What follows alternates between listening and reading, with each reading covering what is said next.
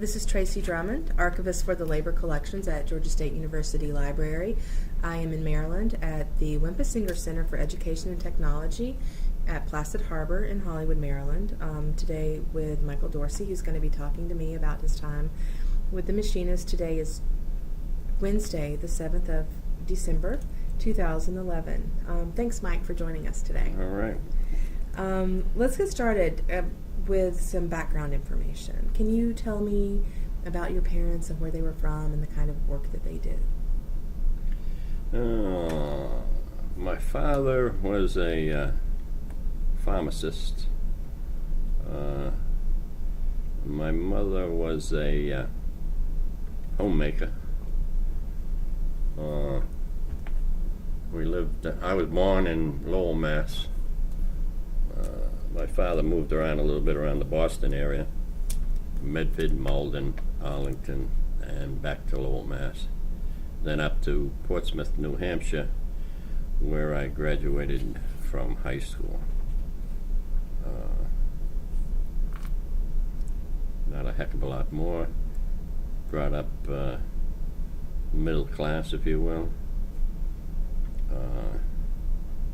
Family history of unions. His brothers worked for GE, Sunshine Biscuit, which was the Teamsters. GE was the UE. My father was the youngest of them all, and the youngest of 7.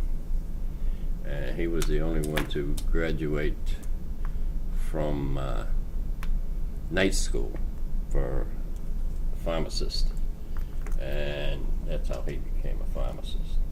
So the only thing I can remember of those early days that had anything to do with unions was when I went to work, and I said Pratt and Whitney was my first job, but it wasn't. It was Hamilton Standard, which was still part of United Technologies, and all he gave me for advice on that was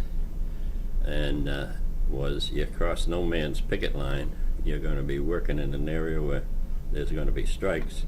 Even though he wasn't union, he knew the philosophy, and that was not to cross any picket line. And he respected right. that. Right. How many brothers and sisters did you have? Do I have? Okay, I had one sister. She passed away recently, and a brother, and he's still in the Boston area. He lives in Portsmouth, New Hampshire, but he works out of Boston. He's a pharmacist mate, I'd call him in the service, but he's an assistant pharmacist in a hospital. Okay.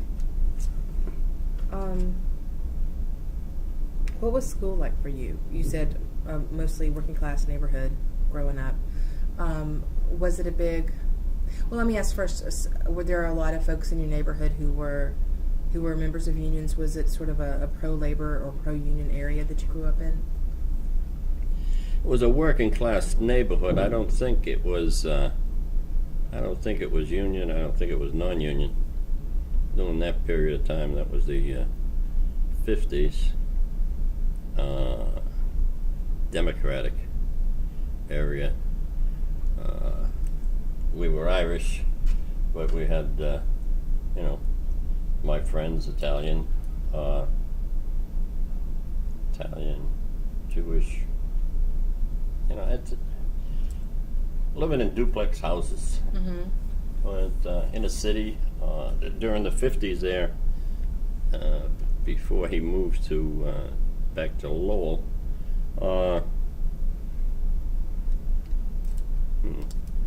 Just a working class neighborhood. Just about everybody. Nobody owned a house. Okay. Everybody was in duplexes. Were a big thing back then. You could afford the the house next door upstairs, and most of the people I hung around with, either their parents owned the house, right, and were in the bottom, or they were on top. So were they called two families, or? Well, to me, a duplex was, well, there were two of them. You had two front doors. One brought you in, and you went up a flight of stairs to the second floor. The other front door brought you in, and you were on the ground floor. Okay. You know, so it was two family. We used to call them duplexes for whatever reason. Okay. And tell me about your education growing up. Growing up, when I was in Medford, that would have been grammar school from kindergarten to 4th or 5th grade, I guess. It was a Catholic school, Catholic grammar school, and we moved to Lowell, Mass, and it was another Catholic grammar school. Okay.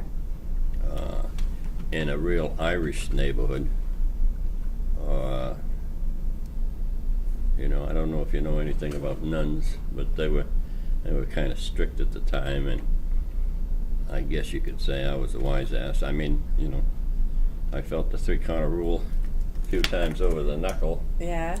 You know, but other than that, you know, grammar school is grammar school. I was fortunate, as I'm thinking about it now, after you mention it, between Medford and Lowell, and the big cities in the Boston area. 1, 2, 3, 4 of the people I hung around with in Medford. And I guess it's a good thing we moved out of there. One of them died of a knife attack. Another one went to jail for life for murder. And the other kid I just lost track of. But, you know, I'm going back with them in the 3rd, 4th, 5th grade. But, you know, later you keep track or touch with them every couple of years. But that's what ended up, so. It was nothing to as kids, to pull up the sewer cover, because my old man used to say, you know, you can't cross this street. This is South Street. I don't want you crossing that street. Well, the MTA was across that street. MTA. A Mass Transit Authority. So that was the trolley. You remember? You're probably too young to remember Charlie on the MTA. Tom Dooley. No. Well, anyways. So I'd stay straight with the old man. We'd go through the sewer, walk the side, come up on the other side, and get on the MTA. Back then, it was 5 cents. So we could go from Medford over to Fenway Park. You ever heard of Fenway Park? Mm-hmm. And you go and see the ball game. You know, back in those days, things were a lot different. I would say you walk through. I don't even know how much the ticket were at the time. I don't think they could have been any more than 25 cents. But the 3 of us would go in, or 4 of us, whatever we had at the time, and say, "My father got the ticket. My father got the ticket." And the ushers, they didn't care that much. So you get by the ushers and you run like hell to center field of the bleachers, you know. And that was a day at the park, you know. And then by the time the game started, you know, you could drift your way in, so you was sitting right behind the dugout if you wanted to get autographs or anything. Yeah. So, yeah. And that was a typical good weekend in the summer. You know, sewer kind of smelled, but it got us where we It was worth it. It was worth it. It was worth it. Okay. And so do you think maybe your parents moved you from Lowell to maybe get you out of a neighborhood that... No. If they thought it was what it was, they probably would have, except that my father, he worked for Liggett's drugstore, so he got transferred and promoted at the same time. So he went from Medford to Malden to Arlington, you know, it's all in the Boston area, to different stores. And when he got the position back in Lowell, Mass, he was manager of the store. So, you know, we ended up moving because he had the promotion, needless to say. And that's how we got from Lowell, Mass to Portsmouth, New Hampshire, where I finished high school. Okay. And he got another store, bigger store, and I would guess a promotion. And then I went to high school in Portsmouth, New Hampshire. Okay. And going through high school and looking toward graduation, what were the expectations? Were you looking for at the military or at college or? My expectations was to get out of school any way possible. So I wasn't a big a fan of schooling, if you will. I worked, I worked after school. I worked on the weekends. So I didn't play any sports or anything during high school. Excuse me, except what you did, at home with a bunch of kids at the playground. So, no, I just wanted to get out of school. My thought was I wanted to be a mechanic because I had a job at a gas station as well as selling shoes. So, yeah, I just wanted to get out of school. Okay. So you started working when you were 15, 16? Well, I guess I was running a paper route from the time I was 12, I guess. Okay. Well, it was a small paper route when I got it, but I built it up to about 130, 140 customers in a 10-mile area. That you delivered daily? Yeah, on a bike. Wow. So they had little awards then. You get so many new customers, you get a trip to Boston, you get a trip to Fenway. So, I started there at 12. I guess I started at 11. I was washing dishes. The old man got me a job washing dishes at a restaurant. Then it was What kind of wages were you making washing dishes? Oh. Whatever it wasn't too much because I ended up spending it on food. Because it couldn't have been too much because even when I started at Hamilton Standard, I started there at $1.80 an hour. Mm-hmm. It wasn't a heck of a lot. The old man said, because I ended up getting married in '64. He says you can't get married or live until you're making at least $100 a week. You just won't make it. So once I made $100 a week, I ended up getting married. Okay. So I worked in blah blah blah, and I liked playing around mechanics. So when I got out of high school, that's when I went to East Coast Aerotech. Okay. Aircraft engine mechanics school.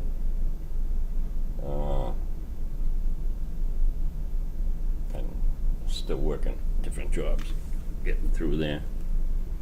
And ended up at Hamilton Standard. Went in the Coast Guard, was in the military. Yeah, I left Hamilton Standard because that would have been 1962, I guess. I graduated from high school in 1960, so it would have been 61, 62. The draft was out there then, so I ended up joining the Coast Guard. Okay. In 1960 when you graduated?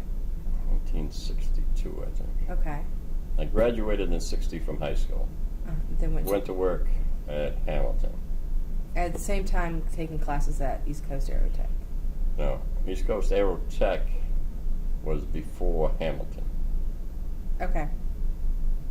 In other words, I got the job at Hamilton because I had some experience with aircraft. Okay. And they were hiring back then in those days. Okay. So then I went in the Coast Guard, like I say, and that was the reserves. And I got out of there. I was laid off from Hamilton at this time. I was in the service. So that's when I come back and I got a job at Pratt and Whitney. Okay. And that was 64. 64. Okay.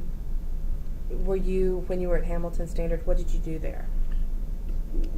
It was a hot fuel lab, mechanical testing of turbo pumps. Been a long time, but That's what we did. We tore the pumps down, we built them back up, and then we tested them. Was that a union shop? That was it was the Machinists Union. But at the time I was there, they had just had a very bad strike in 1960. So they were down to about 20% organized. Okay. And So it was an open shop. It was an open shop. Okay. Yeah. And so I didn't join the union there. I didn't join the union until I got to Pratt and Whitney. That's when I joined the union and got active. Okay. So, and you got married the same year that you... 64, yeah. It's the same year. So, what was your first job at Pratt and Whitney? Well, it was an experimental, called experimental, but it was building jet engines. Okay. You start off at C-man and B level and A level, based on your experience, etc. Did you have to go through a probationary period before you could join the union? Well, there was always a probationary period for the job, not necessarily to join the union. Okay. Because you can join the union at any time, even if it's a union shop. You don't have to wait 30 days, 60 days, 90 days. Okay. Most of our contracts anyways. Like I tell my kids, you get a job, first thing you do is find a steward and you sign up. That's it. If you want to live under this roof. Simple. So you started there in 64. How long did it take for you to get active? And that was Local Lodge 1746. Okay. Yeah. Well, it was 1966 is my initiation date, so a couple of years. Okay. And then there was a lot of organizing going around then, trying to build up the Machinists Union. And I became a union steward, elected by my peers on my line. Then I became a shop steward over a period of time. Then I became a committee man, again over a period of time. Negotiations committee was the next step. So, and that took, 4 or 5 years to be able to get elected. So you knew the people to elect you, because at that time, that shop was about 20,000 employees. That's huge. Yeah, that's a big shop. That's a huge shop. And to get elected into that group as full-time, that position as secretary-treasurer, by the way, was full-time. So I was out of the shop then. Okay, and when once you left the shop for that, you were gone. You never returned to the shop. No, not officially. Okay. A couple of times I went in there to raise hell when we were. But not to work. Not to work. Not to work. Okay, No. but to raise hell. The last time I used my toolbox in a shop was prior to 1971 when I got elected full-time ST. Okay. What were some of the types of grievances when you were steward? Like, what were some of the things that would come your way? Well, just about everything and anything, because it's what the people looked at for grievances. Most of the time, it was, in those days, we had a merit rating system, and it was, if you're not familiar with that, it's whatever the foreman decided to give you. If you did a good job or you painted the guy's house, you might get a promotion. There wasn't any automatic progression. And your merit rating you used to get every, I can't remember whether it was 6 months or 3 months, you'd get a rating from your foreman saying, good, bad, no good. Then there was a rating in there. And so there were a lot of grievances on that. Working conditions to some degree, but it was a pretty decent shop. It wasn't like a hammer and a mill shop. It was, and the experimental department I was in was considered above the production line, if you will. So the production lines, were a little different. Experimental was experimental. You were building new jet engines, then sending them down to test. Of the grievances that you sort of started seeing about that time, did anything sort of accumulate to the point that it made its way into the next round of negotiations? Did you? Oh yeah. Well, one of them that I could think of was jury duty. We didn't have anything in the contract that covered anybody that was on jury duty. So I had a couple of grievances on where the individuals weren't getting paid anything when they were on jury duty. And maybe it was the second negotiations. Part of the negotiations was trying to get jury duty. It wasn't a big item, but it was an item for collective bargaining agreement, and we ended up securing it. Okay. We secured a lot of other things, but that had to do with the wages hours and getting rid of the merit rating system, those type things. That's 30 years ago when we were doing those negotiations. So, and you were still organizing at the time, so it was still an open shop. Right. Yeah. How was it negotiating with Pratt Whitney? Were they a good company? Were they fair? No. Okay. Worst company I ever dealt with. Really? Yeah. And during that period of time, they got better sense, but their stripes haven't changed. I think my old district now has still got suits against them for moving jobs out of the state where they had an agreement for it. Poulin probably could have spoke on that because he dealt with them as a Grand Lodge rep in charge of negotiations. Justin Ostro was another one. You haven't seen him yet. No. So I was a troublemaker, a rebel rouser, signing people up, Yeah. And you threaten them once we get our department pretty well organized, you could use a little leverage to sign people up. One example, but is that when jet engines probably had elevators, and you could raise and lower the jet engine to work on the nose of the tail,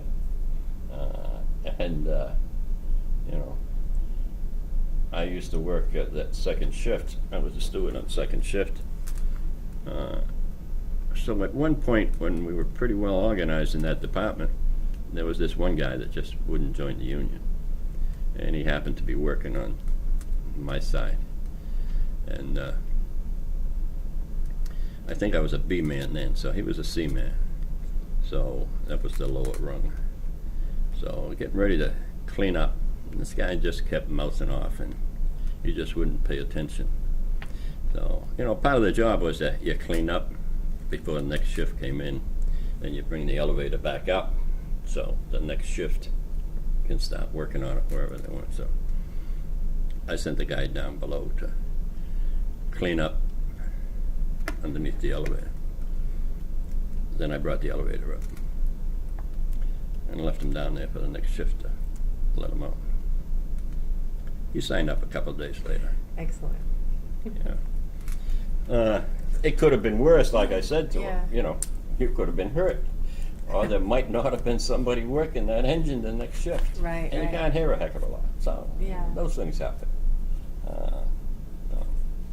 But the point I was getting at, we did a lot of organizing. You signed people up,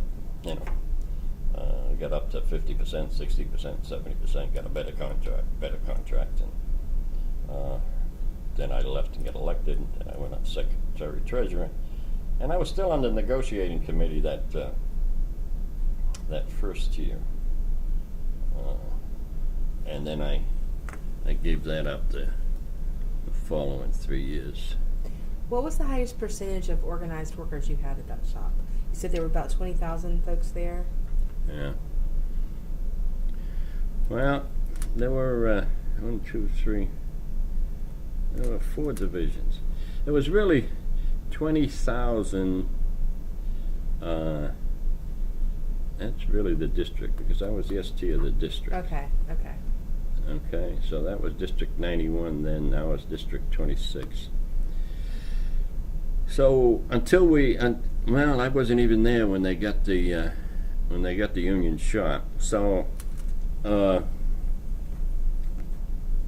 probably the highest that Pratt and Whitney East Hartford got was probably 75-80%. Southington get up to 90-95. Middletown 90-95. I think it was I think what year it was. Let's see, I went on staff in 79. So it must have been 80 negotiations they picked up the union shop. Then it was, you had to join. Mm-hmm. Well, it wasn't really a union shop to start with, so the hell was it? Anyways, Did we y'all finally got it. You finally got. Did y'all have good turnout at meetings in the early days? Well, if you got, see, people only came to the union meetings if you were a student, you were interested in what was going on, where your money was going, voting. If you got 5%, 10% of your membership out for a regular lodge meeting, you'd be lucky. If you were raising the dues, you'd probably get 70% out. Contract ratification, contract negotiations, where you got the proposals, everybody would come out, Yeah. 80-85%, all want something. But if you got 10%, in my local lodge, on election of officers, it was 1,500 to 2,000 people coming out to vote, on a ticket. And that was at a, 10,000 man shop. So, 10%, that's about all that's really showed up. So once you were off the shop floor and working as secretary treasurer for the local, what was that like going from, being among workers every day to sort of having this removed spot? Well, it's hard to explain. The union hall was right across the street from the shop. Mm-hmm. So you had people coming into the union hall. You had All three day. shifts all day. Yeah. And, and you had steward training, 3 times, 4 times a week, on the different shifts. Monday would be the second shift, or Tuesday would be the third shift. So you had a group of stewards in there, and we went from a stewards force of maybe 20 or 30 to, at the height, probably 400 stewards between all shifts. So. Wow. Yeah. So and the stewards, and part of the secretary treasurer's duties is to collect the money, needless to say, and go through the check off. But we have dues books with it, stamp them. So the stewards would bring the books in, shoot the shit, complain about what was going on in the shop. I'm your senior steward, that type of thing. And then I had the responsibilities of keeping the books. Back then, everything was done with a pen and a calculator. Did you always like numbers? I mean, because I always think of that as being one of the toughest jobs. Yeah. One of the toughest jobs. Well, yes and no, because you'd have to, part of my job, or at least I thought it was part of my job, but on an open shop, a lot of people want to know where their dues money is going. Mm-hmm. What are you using it for? So besides my financial report that I give each month, somebody that was bitching, or a part of the department, or a department that was complaining, I'd bring them in and sit them down and go through the books with them. What I thought they were concerned with, that could explain it away, because the membership took action each month on spending any money. And if you weren't at the membership meeting, then, SOL, show up if you want to complain about it. So, and then the salaries came in and all the other stuff. So, yeah, I enjoyed that part of it. And while I was in there, as I mentioned before, I probably mouthed off quite a bit. Anyways, I became a delegate to the Hartford Labor Council, and still holding the position as Secretary Treasurer. You probably ought to be interviewing the wife, because at that period of time, even though I was full-time out of the shop, I probably had meetings every night during the week, and sometimes on the weekend with the state AFL-CIO or something. So I spent as much, when I went on full-time with Grand Lodge in '79, I had less meetings than I had when I was in the local lodge. And you brought up being the delegate to the CLC for Greater Hartford. Yeah. What was labor like in Hartford at that time? We were pretty strong during that period of time. Building trades were still active.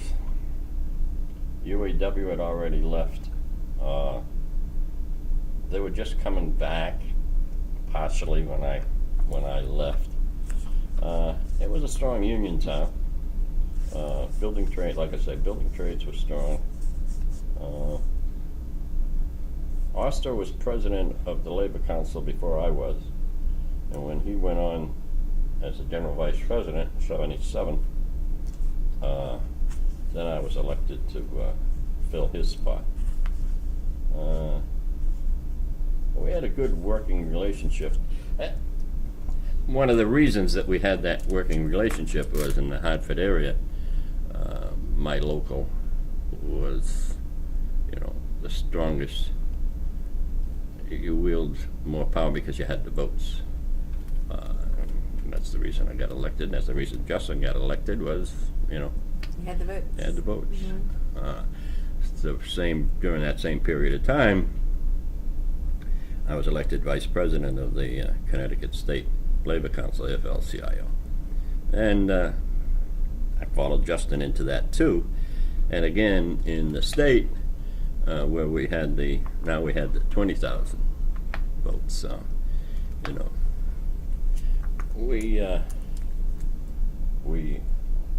I guess, this big guy, Sonny Metz, he's a business agent for the labor union, and they were always mouthing off. And so when it was a roll call vote, so he was standing there, and this was on Chris Dodd at the time, not Chris Dodd, Tom Dodd, voting for Tom Dodd. We were working for Joe Duffy at the time, and Tom Dodd had been censured by Congress, so we were trying to get rid of him. Anyhow, as I was walking by Sonny, was this big strapping guy, carrying a piece on him all the time. So, and he wearing their hard hats and their raising hells were going up to vote. So, part of my vote was, I don't remember what it was, 500 or 700, split up again. Each one of us had 500 votes, and there were probably 10 of us. He probably had 500 total votes. So you just kind of let him know, here's your 500, going the other way, and these other 7 guys got 500 more. So, yeah.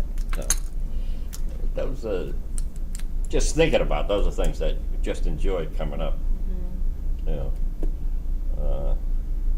And so that that rolled over into my job as an auditor, because I had the experience then as the secretary treasurer, and that's when Glover hired me. Okay. And I don't know if you know what a Grand Lodge auditor is.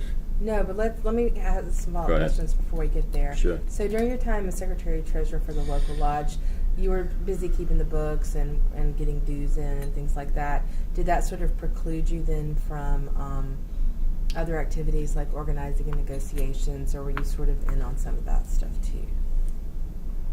Well, you're always organizing, but I wasn't in the shop to do it. Yeah. Yeah, and the first year out, I got off of the negotiating committee, and one of the reasons was, I had a lot to do if there was a strike. Right. And were there any strikes? No. Okay.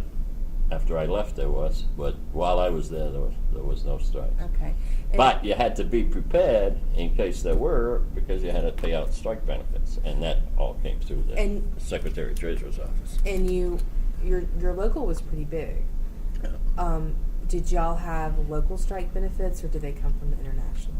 In ours, it was all from the international. Okay. We weren't that big that long. Okay.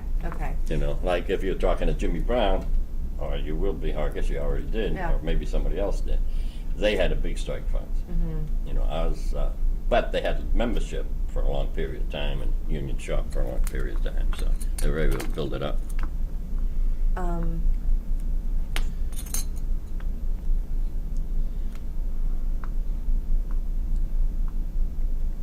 So while you were working as Secretary-Treasurer, you also started at some point during that time taking on responsibilities with District 91. Yes. And what kinds of things were you doing? They were in the same building, Okay. and the district had a set of books and the locals paid per capita into the districts. And the districts hire the business agents, the directing business agent. So there was salary.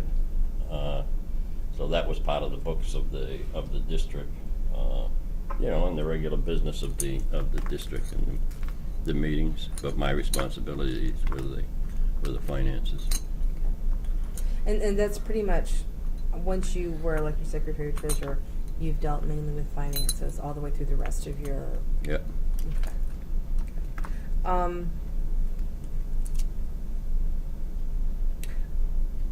Were there any particular challenges that came up during that time? 71 to 79 was a hard time for labor. Not as hard as the 80s, not as hard as the 90s. But I think that's, I know especially like in textiles, there was the big J.P. Stevens campaign throughout the 90s. Yeah, but see, but that's all part of the job. You're out on the picket line on those. Mm-hmm. And that was through the Central Labor Council. That was all run through there. We ran it, but I mean, yeah, we didn't have a problem in our particular shop on strikes, but we were a big part of the, the boycotts. GE during that same period of time had a big strike nationwide. J.P. Stevens. There was another one I'm trying to remember. We were on the picket line. But, because as president of the Central Labor Council, I had responsibilities on getting people out there, being there, on different ones of the affiliates. Against Red Cross, I remember them. Catholic Church, we had to take them on. So there was a lot of solidarity. Yeah. And overall, was Hartford as a city pretty generally receptive to issues in labor? Yes. Okay. Yeah. As a matter of fact, one of the first ones, I can't even remember the guy's name, but hell of a good guy, but Operation Fuel, I used to sit on that board. That would have been in the 70s? Yeah. Okay. And, they'd give fuel to people that couldn't afford it, elderly, unemployed. Of course, we set up the bylaws that if somebody were on strike, they'd be entitled to it, to solidify the community. So, yeah, it was an interesting. I don't think it was any more interesting than it is now, except now there's so many unemployed. Mm-hmm. You don't really have that solidarity that you did back then. it was a lot easier if you were employed to help out one of your sisters or brother locals, you know, for assistance one way or the other, whether it was meals, fuel, picket lines. And we had our own organizing campaigns and everything else going. So, but it sounds like for the most part, that time you were Secretary Treasurer, which was 8 years, over 8 years, and working with District 91, and then also President of the Greater Hartford Central Labor Council. It sounds like, for the most part, things were pretty straightforward and moving along. Nothing wasn't business as usual. Can you think of anything that maybe stood out? Not really. Yeah, I'd say that. You had your regular politics, if you will, within the union, within the union, and within the Central Labor Council. So I mean, that's the nature of the game. So you had to get elected every year. Back then, you had to get elected every year. So, you know, you were always running for office. You had some good competitors? I wiped most of them out. Okay. So they weren't as good as you. Is that what you're saying? Well, that's what the membership said. That's what the membership said. Fair enough, fair enough. So you went straight from working as Secretary Treasurer for your local lodge in '79 and became the Grand Lodge auditor. At what point did you start sort of catching the eye of or communicating with folks at that? That's for the Eastern Territory? No, it was for the nationwide. Nationwide, okay, for the international. Yeah. Well, I was also a delegate to our convention. Every 4 years there's a convention. So, you know, big mouth, you know, you get recognized one way or the other on the mic. Right. You got your own background and what you've done. Grand Lodge reps, which are the same as auditors, pay-wise, but reps are doing the negotiations and the organizing, and the auditors are doing the finances out in the field. So, you know, you pick up a name and somebody recognizes you, and Glover finally recognized me and brought me on. And you had to apply? Oh, yeah. Okay. But I was an appointed, it's an appointed position, not an elected. Okay, not an elected. But you skipped, I think a lot of folks go through the territory and then hit international, but you skipped that altogether and just made the jump from district to... Well, yeah, because what the business agents coming up usually get on Grand Lodge staff. And they're going from a business agent to Grand Lodge. Mine was parallel to that. In other words, being secretary treasurer of the district and treasurer of the district and secretary treasurer of the local, that would be equal to a business agent, because the business agents, you know, they had to come to me to get their paycheck. You know.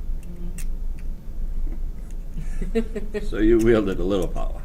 I mean, the DVR was the DVR, but you know. So, you know, you get recognized, and so that's the difference where you see the staff of the Eastern Territory and the Midwest Territory.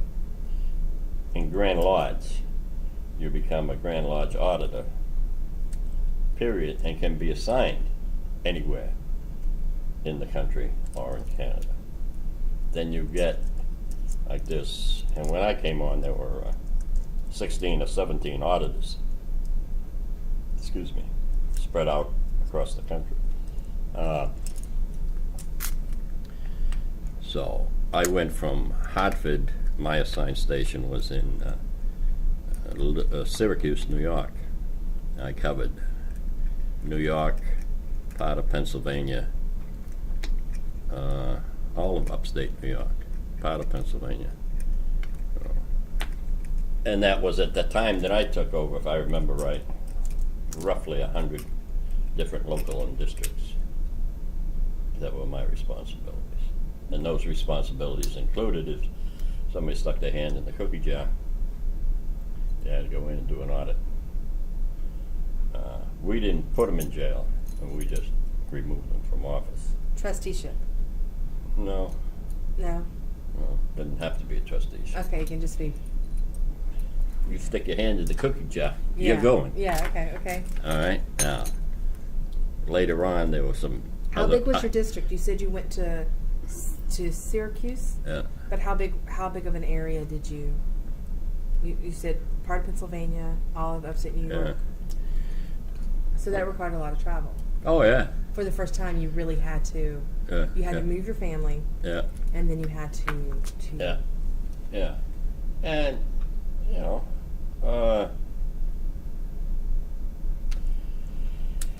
Syracuse is like in the... say this is Syracuse. This is Lake Erie over here somewhere. PA is here. Albany is here. So from Syracuse to here was about 200 miles.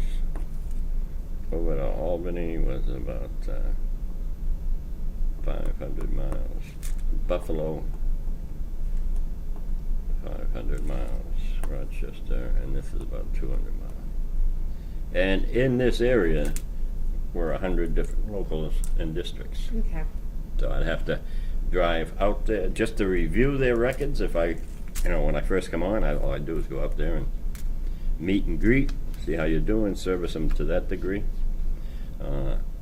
help them set up their books if they weren't doing it right, remove them from office if they stuck their hands in the cookie jar, and assisted, the reps in organizing or anything else out in the field, the business agents as I'm traveling around. About how many days of the month were you on the road once you started this job? In that territory there, I was very fortunate than some of the other auditors. Like Engler, you'll be talking to later, he had a heck of a big territory. Because there were so many, like the guy that was up in Montana and Idaho, his territory went all the way to Seattle, if I remember right. So he had a lot of miles, but not that many locals. Right. I could pull into a district, like a district in Buffalo, and I could camp out there for a week or 2 weeks. And visiting visit. 1 or 2 a day. That's right. And then if I had to do an LM report or a financial report, or they got behind or something, I could stay there. But I could still get back home. I spent more time at home my first year on staff than I did when I was doing the other 3 jobs at once. Okay. Yeah. And got paid more. I got paid. Fantastic.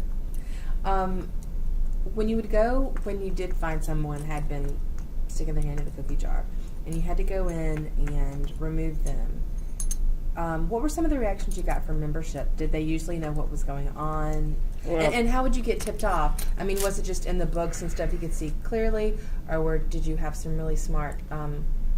You could usually, under our Constitution, the local launch has to do an audit every 6 months. Mm-hmm. Prior to that, it was every quarter or 6 months they had a choice. So the auditor would get a copy of their audit that the membership did, the trustees and the rank and file members. And that gets sent into the auditor as well as headquarters. So you review the audit and find out what where the money's going. If there's a big thing on parties that's, well, maybe we ought to take a look at it. What's the party? Or a big thing on golf clubs, what's going on.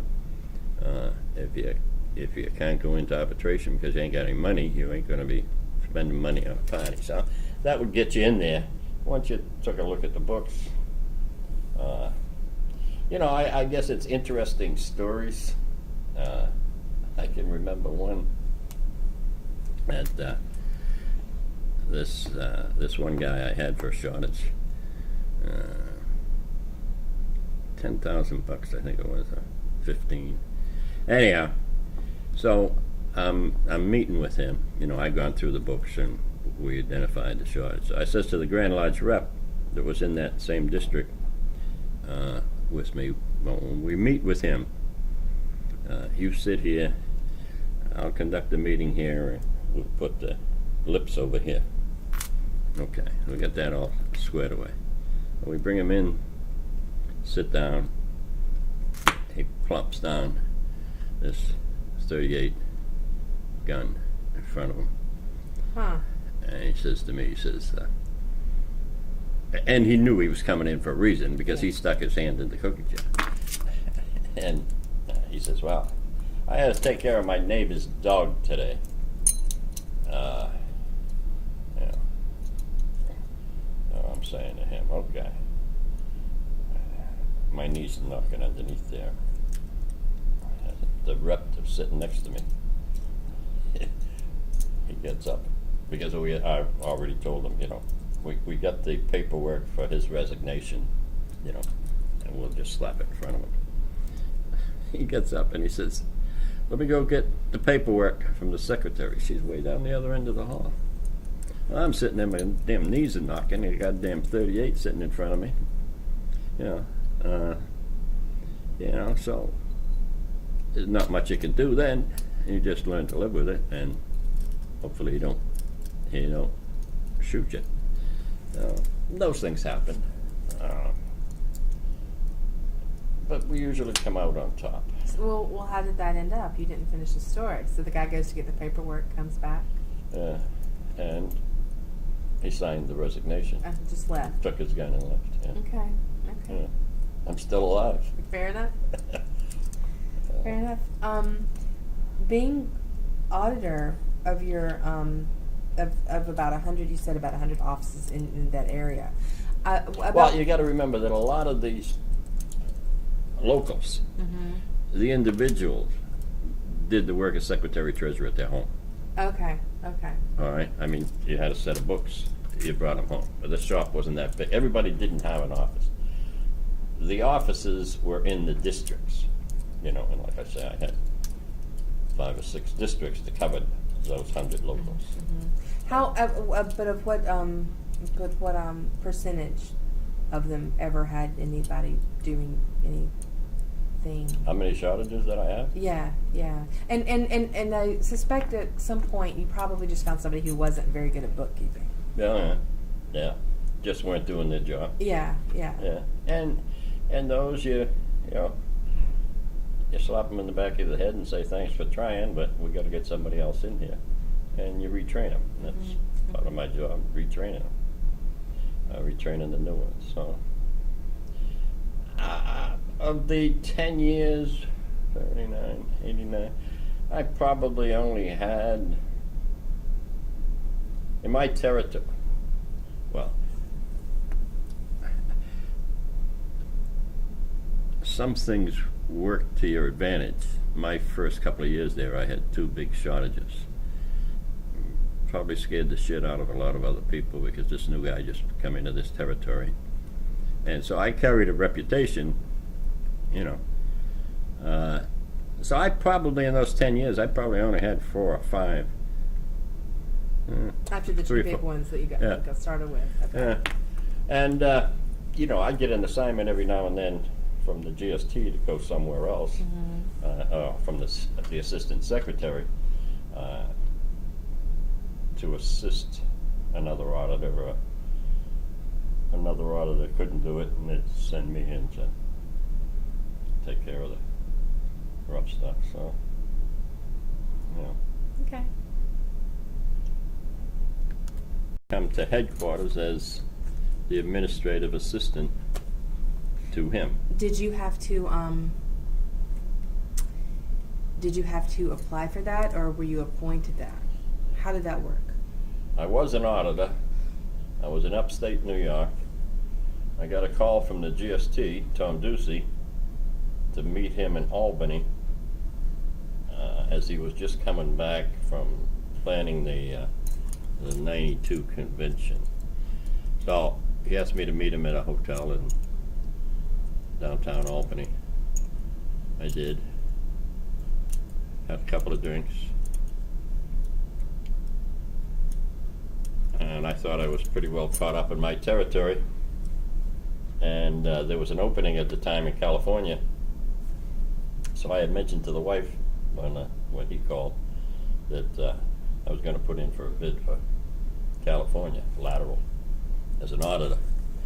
And I figured that's what he wanted to talk to me about. Yeah. And that wasn't the case at Well, all. why did you want California? Because I was caught up in my territory, and there was an opening in California. Okay. Guy retired. Okay. So it wasn't change of scenery, change of weather, change of... No, it just different challenge. Okay. Okay. You know, that territory was a little behind in its per capita, which is part of the job, is making sure you collect the per capita for grand lots. So that's what I was prepared for, and after a couple of beers, he asked me if I wanted to come to headquarters as the administrative assistant in charge of personnel as well as any other duties assigned by him to me, and work for him and the assistant secretary. The assistant secretary then was Bill Engler, who I think your other partner is interviewing. And so that was in 88, 89.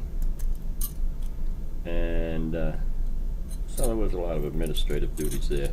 Did you like the change from more activity at the local level to more of an office environment? Well, no, you missed the spot. Oh. I went from the local level to Grand Lodge. But yeah, but you in still... the territory. But Grand Lodge Auditor, you were still able to go in and work with different locals and help Yes. them, and different districts and help them with things. Yes, but not my old local. But not your own local. And I'm sorry, and that perhaps I misworded it. So instead of sort of having that hands-on with folks all over, and being pulled and put into an office, so Right. that was a big change for you, I guess. No, because it's what I did when I was secretary treasurer. Okay. You know, office environment. Okay. You know, and this one here had personnel, which was a challenge to that degree. You know, I'm the easygoing guy. You know, You are can't you see me in person? flexible, Yeah, easygoing, laid back. yeah. You know, can't you see me negotiating a contract on the other side with OPEIU? Yeah. Oh yeah, so the folks who worked in the offices were OPEIU. Did y'all have any strikes or grievances or contention? We worked them all out. Okay. But yeah, I was sitting on the other side of the table when we went in there, and it was me and the general secretary treasurer and the assistant secretary. So. Yeah. So what was a typical week for you in that role? Go to work, 7:30. Leave at 4:30, 5 o'clock. Home every night. Yeah. Hmm. Can't beat that. Not But you had to on the move. Did you I had have to move. to the DC area? Yeah, ended up moving up to Waldorf. Okay. Yeah. And so were the offices still on Connecticut Avenue at that point, or had they? At that point, I was, yes, Connecticut Ave. Okay. And then as being in personnel and working for the GST, part of my assignment was putting the move together to get rid of the furniture and, you know, mine and Engler's and Dorsey's, and assist in the moves to the new building. And we moved in 92. Now, during that period of time, as administrative assistant and special assistant all tied in together. There was a difference in money, but the duties were pretty much the same. And another one of my responsibilities was setting up and working conventions. Okay. The every 4 year Every 4 convention. years.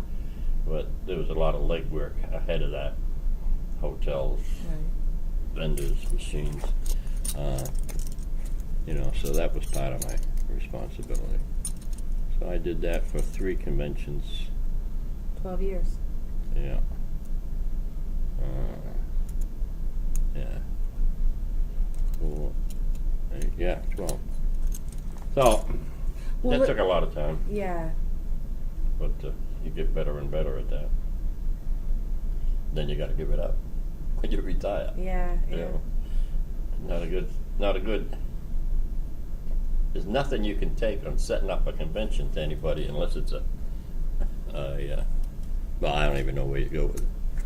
But anyways, it worked good while I was there. I've planned a considerably smaller conference, but I was the only local arrangements person, and the logistics involved are. Yeah. And we were talking in those days, anywhere from 1,200 to I guess the biggest one was 2,200 Would that have person convention, delegates, Grand Lodge convention. And you became administrative assistant. Was it after the centennial, the 100-year celebration, or Yes. right before or right after? Right after the Okay. 88. Okay. Well then, and that was probably the biggest last convention in terms of numbers. In terms of delegates, no, I don't know. I think the 2004 was bigger, but just a matter of numbers. Okay. Yeah. And that 88 was my first, if you will. I was an auditor at the time that I was assigned in to work the convention with Bill Engler, who was the administrative assistant then. Mm-hmm. So, that was my first shot at a convention. And then the other ones I did. And once you became special assistant to the general secretary treasurer, that was 96. Yeah. And that was your Wharton brought me. I was at headquarters. Wharton promoted me as special assistant. And he had me give up personnel, and I was the. They called me. I forget what they called me. Did you have? But anyways, I had to. Any lodge that was way behind in per capita. If you made my list, you got a visit from me. So you started traveling again. Yeah, but not every day. Right, right, not exclusively. Yeah, right. So. Okay. And what are some reasons for people who don't know that a lodge might be behind in their per capita? They're paying other bills with that money, paying salaries. So they might They should be laying off instead of continuing paying to pay. salaries. So you had to go in and make the hard decisions. Yeah. Did you get a reputation for that? Yeah. Tell me about that. Nothing to tell. Look out, Dorsey's coming with the baseball bat. With a baseball bat? Did you get any more guns on the table during that time period? No, most of them. A couple of them I had to walk the secretary, treasurer, president down to the bank and have them draw the check out or take it out of the savings account where they were hiding it and have them write the check out. And then I'd take it back to headquarters. Okay. So sometimes it was mismanagement, but sometimes people were up to no good and trying to. More mismanagement than anybody sticking their hand in the cookie jar at that stage of the game. Okay. It was either you had the money or you didn't. Right. And how you got there was the mismanagement part. Yeah. Well, and do you think, because you mentioned a minute ago that in some cases they had folks still on staff who and they should have downsized, they should have just been getting rid of people. Do you think there was still this hope that labor would recover, that unions would recover, and then maybe they were just keeping folks around, or did it? Because I think it was difficult. That was always the case in the thinking. The problem is that when you're talking about full-time people, they've been out of the shop for a period of time. Some of them had rights back to the shop. Others didn't. So a lot of it was job security, job protection they were after. And somebody had to, cut to the chase. So I made it easier for them. If they didn't have any money, they couldn't pay anybody. Yeah. Okay.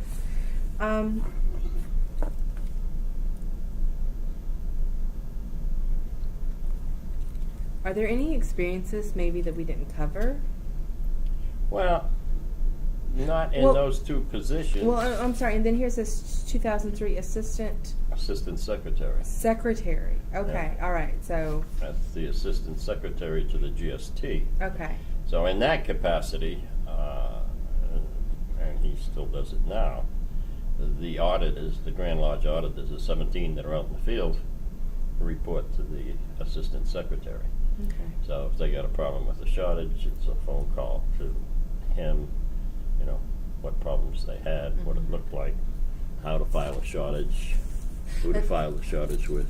And those auditors also shut down, like if a union merges or if they Right. lose a shop or something, but those auditors also shut Right. down. And you did that. Did you do Oh, that? I did that as an auditor, yeah. You did that. Yeah. Well, I don't think we talked about that. Can I go back to that for a second? And, Sure. and did you ever have to shut anybody down? And Oh, yeah, but those, you gotta, you wouldn't know, but when we say shut them down, the shop could have left. The shop could have went bankrupt. right? No, and I'm sorry, I didn't mean to imply that y'all were just doing that. But Okay. yeah, certainly if the jobs So are we gotta- gone, you then gotta you go- can't sustain the You level. gotta go in, you gotta close the books down, do the federal reports, et cetera, bring the membership up to date, transfer the membership, you know, that type thing. Yeah, you had to do a lot of that because there was a lot of disbandments during that period of time. And still now, I would imagine. So, yeah, you did that as an auditor. I didn't do that as a special assistant necessarily, you know, unless it was a type of circumstance. But most of the time, I would just take in the money. If they ended up closing down later, then the auditor in that territory would go in and do his or her job, closing it up, doing the federal reports, etc.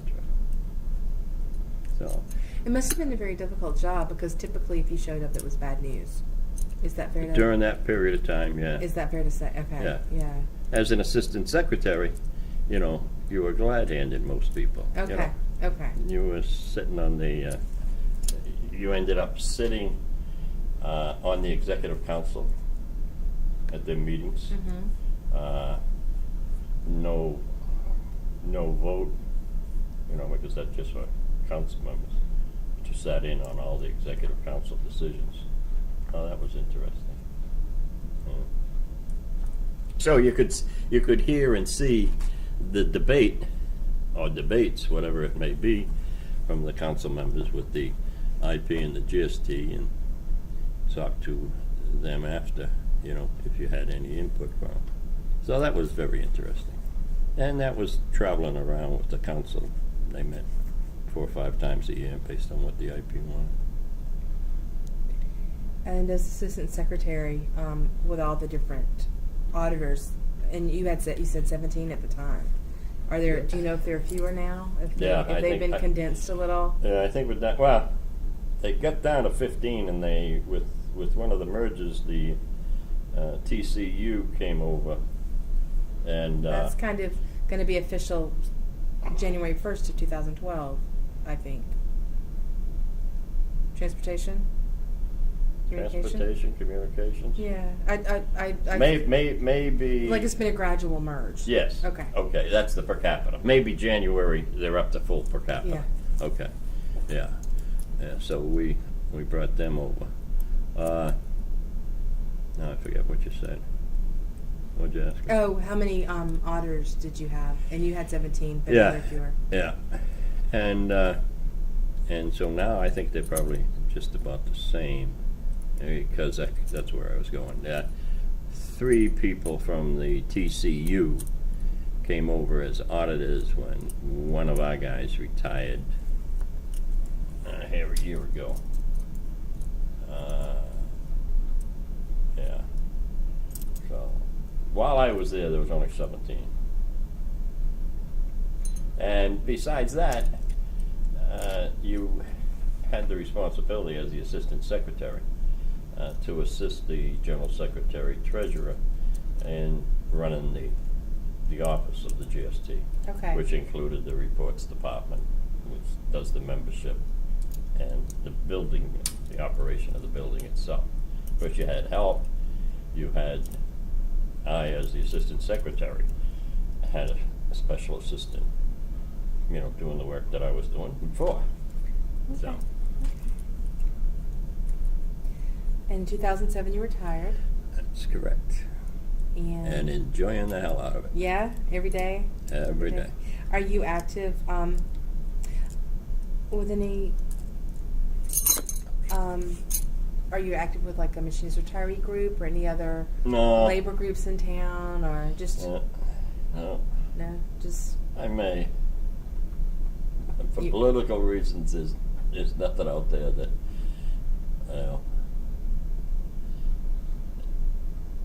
there's nothing out there I want to start from scratch on.